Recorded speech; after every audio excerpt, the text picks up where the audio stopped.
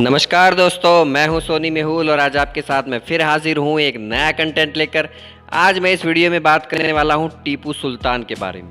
आज मैं इस वीडियो में आपको टीपू सुल्तान के पूरे इतिहास के बारे में बताऊंगा, तो बने रहिए मेरे साथ इस वीडियो में एंड तक। और अगर अब तक आपने मेरे चैनल को सब्सक्राइब नहीं किया है तो सब्सक्राइब करें, लाइक करें और शेयर करें। तो आइए जानते हैं टीपू सुल्तान के बारे में। टीपू सुल्तान का जन्म 20 नवंबर सन 1750 को देवनहल्ली शहर, जिसे आज के समय में बेंगलोर कर्नाटका के नाम से जाना जाता है, उसमें हुआ था। उनके पिता का नाम था हैदर अली, जो कि दक्षिण भारत में मैसूर के साम्राज्य एक सैन्य अफसर थे, और माता फातिमा फ़ख उन निसा थी। इनके पिता सन 1761 में मैसूर के साम्राज्य के वास्तविक शासक के रूप में सत्ता में आए। इन्होंने अपने रुतबे से मैसूर राज्य में शासन किया, और हैदर अली, जो कि खुद पढ़े लिखे नहीं थे, फिर भी इन्होंने अपने ज्येष्ठ पुत्र राजकुमार टीपू सुल्तान को अच्छी शिक्षा देने के बारे में सोचा और उन्हें अच्छी शिक्षा भी दिलाई। टीपू सुल्तान ने बहुत से विषयों जैसे हिंदुस्तानी भाषा, हिंदी, उर्दू, फारसी, अरेबिक, कन्नड़, कुरान, इस्लामी न्यायशास्त्र, घुड़सवारी, शूटिंग और तलवारबाजी आदि पर ज्ञान प्राप्त किया था। उनके पिता हैदर अली के फ्रांसीसी अधिकारियों के साथ राजनैतिक संबंध होने से युवा राजकुमार टीपू सुल्तान को सेना में और अध्यापक कुशल फ्रांसीसी अधिकारियों द्वारा राजनीतिक मामलों में प्रशिक्षित किया गया था। टीपू सुल्तान का शुरुआती जीवन बहुत ही संघर्षमय था। उनके शिक्षा और राजनीतिक मामलों में प्रशिक्षित होने के बाद उनके पिता ने उन्हें युद्ध के लिए प्रशिक्षित किया। वे सिर्फ 15 साल के थे जब उन्होंने सन 1766 में हुई ब्रिटिश के खिलाफ मैसूर की पहली लड़ाई में अपने पिता का साथ दिया, और इन वर्षों में हैदर पूरे दक्षिण भारत में सबसे शक्तिशाली शासक बनने के लिए प्रसिद्ध हो गए। अपने पिता के शासक बनने के बाद टीपू ने अपने पिता की नीति को, जो कि अंग्रेज़ों के खिलाफ उनके संघर्ष में फ्रांसीसियों के साथ थी, को जारी रखा, और इसी के साथ टीपू सुल्तान ने अपने पिता के कई सफल सैन्य अभियानों में महत्वपूर्ण भूमिका निभाई। उन्होंने अंग्रेज़ों के खिलाफ कई लड़ाइयाँ लड़ी और ब्रिटिश ईस्ट इंडिया कंपनी के हाथों अपने पिता के साम्राज्य को पड़ने से बचाने के लिए अपना सबसे अच्छा प्रदर्शन देने की कोशिश की। वे बहुत हद तक अपने देश की रक्षा के लिए प्रतिबद्ध भी रहे। सन 1779 में अंग्रेज़ों ने माहे के फ्रांसीसी नियंत्रित बंदरगाह में कब्जा किया, जो कि टीपू के संरक्षण के तहत था। टीपू सुल्तान के पिता हैदर अली ने सन 1780 में प्रतिशोध लेने के लिए अंग्रेज़ों के खिलाफ शत्रुता की शुरुआत की और द्वितीय एंग्लो मैसूर युद्ध के रूप में एक अभियान चलाया, जिसमें उन्होंने महत्वपूर्ण सफलता हासिल की। हालांकि जैसे जैसे युद्ध आगे बढ़ता गया, हैदर अली कैंसर के साथ पीड़ित हो गए और सन 1782 में उनकी मृत्यु हो गई। अपने पिता की मृत्यु के बाद उनके ज्येष्ठ पुत्र होने के कारण 22 दिसंबर सन 1782 में टीपू सुल्तान ने अपने पिता की जगह ली और मैसूर साम्राज्य के शासक बन गए। शासक बनने के बाद टीपू सुल्तान ने तुरंत ही अंग्रेज़ों की अग्रिमों की जांच करने के लिए मराठों और मुगलों के साथ गठबंधन कर सैन्य रणनीतियों पर काम करना शुरू किया, और सन 1784 में टीपू द्वितीय एंग्लो मैसूर युद्ध को खत्म करने के लिए अंग्रेज़ों के साथ मैंगलोर की संधि पर हस्ताक्षर करने में सफल हो गए। शासक के रूप में टीपू सुल्तान एक कुशल व्यक्ति साबित हुए। टीपू सुल्तान ने अपने पिता की पीछे छोड़ी हुई परियोजनाओं जैसे सड़कें, पुल, प्रजा के लिए मकान, बंदरगाह बनाना आदि को पूरा किया, और युद्ध में रॉकेट के उपयोग में कई सारे सैन्य नए परिवर्तन किए, और साथ ही लोहे से निर्मित मैसूरियन रॉकेट का इस्तेमाल का निर्माण किया गया। इसका उपयोग वे अंग्रेज़ों के खिलाफ लड़ाई में किया करते थे। अपने निर्धारित प्रयासों के माध्यम से उन्होंने ऐसा अद्भुत सैन्य बल बनाया जो कि अंग्रेज़ों के सैन्य बल को गंभीर नुकसान पहुंचा सके। अब तक अधिक महत्वाकांक्षी होते हुए उन्होंने अपने क्षेत्र का विस्तार करने की योजना बनाई, और साथ ही त्रावणकोर कर अपनी आंखें टिका रखी, जो कि मंगलोर की संधि के अनुसार ब्रिटिश ईस्ट इंडिया कंपनी का एक सहयोगी राज्य था। उन्होंने दिसंबर सन 1789 में त्रावणकोर की तर्ज पर एक हमले का शुभारंभ किया और त्रावणकोर के महाराजा की सेना से प्रतिशोध के साथ मुलाकात की। यही से तृतीय एंग्लो मैसूर युद्ध की शुरुआत हुई।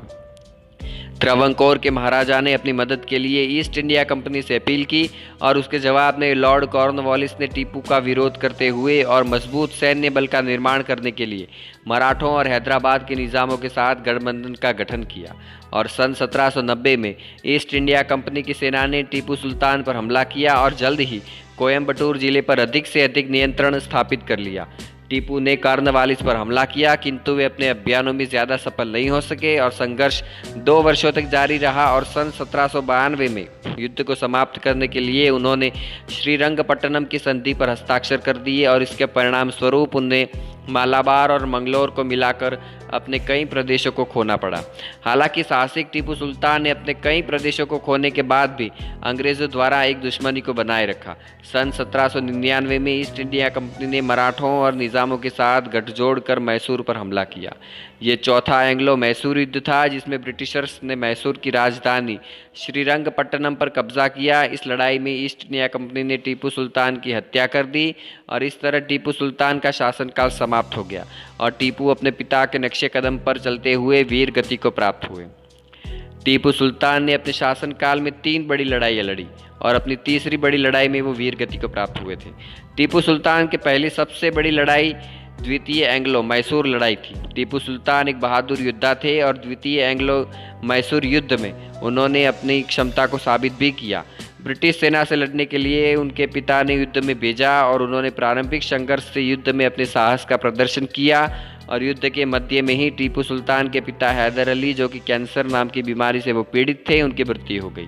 अपने पिता की मृत्यु के बाद सन 1782 में वो मैसूर के शासक बने और टीपू सुल्तान ने युद्ध में बेहतरीन प्रदर्शन कर 1784 में मैंगलोर की संधि के साथ उन्होंने युद्ध की समाप्ति की थी। अब आइए जानते हैं टीपू सुल्तान के व्यक्तिगत जीवन के बारे में। टीपू सुल्तान का पूरा नाम सुल्तान सईद वालशारी फतेह अली खान बहादुर साहब टीपू है। ये सुन्नी इस्लाम धर्म से संबंध रखते हैं। टीपू सुल्तान की पत्नी का नाम सिंध सुल्तान था। हालांकि टीपू सुल्तान ने अपने जीवन में कई शादियां की, जिससे उनसे कई बच्चे भी हुए, जिनमें से कुछ इस प्रकार है जो शहजादा हैदर अली सुल्तान, शहजादा अब्दुल खालिक सुल्तान, शहजादा मुही उद्दीन सुल्तान, शहजादा मोइज़ उद्दीन सुल्तान। टीपू सुल्तान का नाम पहले भारतीय राजाओं में से एक के रूप में लिया जाता है, जिनकी युद्ध के मैदान में औपनिवेशिक ब्रिटिशर्स के खिलाफ अपने साम्राज्य की रक्षा करते हुए मृत्यु हो गई। इसके लिए उन्हें आधिकारिक तौर पर भारत सरकार द्वारा एक स्वतंत्रता सेनानी के रूप में मान्यता दी गई है। हालांकि टीपू सुल्तान की कठोरता की वजह से उन्हें भारत के कई क्षेत्रों में एक अत्याचारी शासक भी कहा जाता है। टीपू सुल्तान की तीसरी सबसे बड़ी लड़ाई, जो कि चौथा एंग्लो मैसूर युद्ध था, 4 मई सन 1799 में उनकी मृत्यु हो गई। इनकी मृत्यु मैसूर की राजधानी श्रीरंगपट्टनम में हुई। ब्रिटिश ईस्ट इंडिया कंपनी के मैसूर पर हमला कर टीपू सुल्तान को धोखा देते हुए उनकी हत्या कर दी और मैसूर पर अपना कब्जा कर लिया। इनके शव को मैसूर के श्रीरंगपट्टनम, जिसे आज के समय में कर्नाटक कहा जाता है, उसमें दफन किया गया था। टीपू सुल्तान की तलवार को ब्रिटिशर्स ब्रिटेन ले गए। इसी के साथ उन्होंने अपने साम्राज्य की रक्षा करते हुए युद्ध लड़ते लड़ते अपने प्राणों की आहुति दे दी और वो शहीद हो गए थे। टीपू सुल्तान आमतौर पर मैसूर के शेर के रूप में भी जाने जाते हैं और उन्होंने अपने शासन के प्रतीक बाबरी के रूप में इस जानवर को अपनाया। टीपू सुल्तान ने हिंदुओं और ईसाइयों को इस्लाम धर्म में शामिल कर उनके मंदिरों और चर्चों को नष्ट कर दिया था।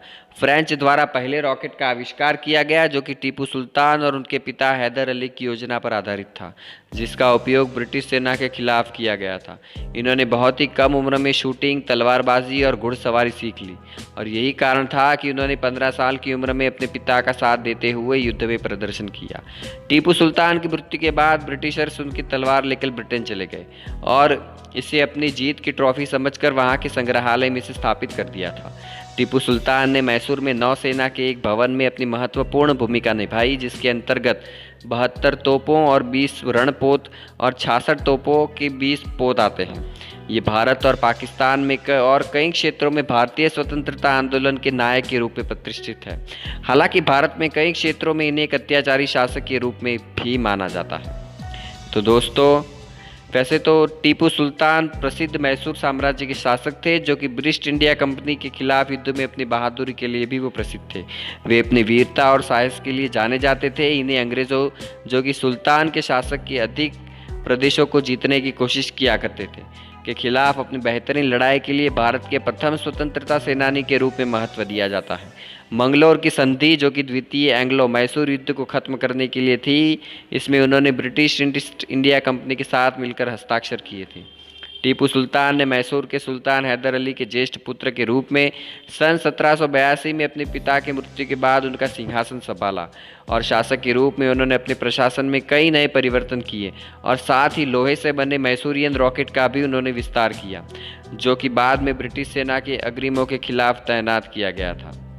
तो दोस्तों, आज हमने बात की इस वीडियो में टीपू सुल्तान के बारे में। तो मुझे उम्मीद है आपको वीडियो बहुत पसंद आया होगा।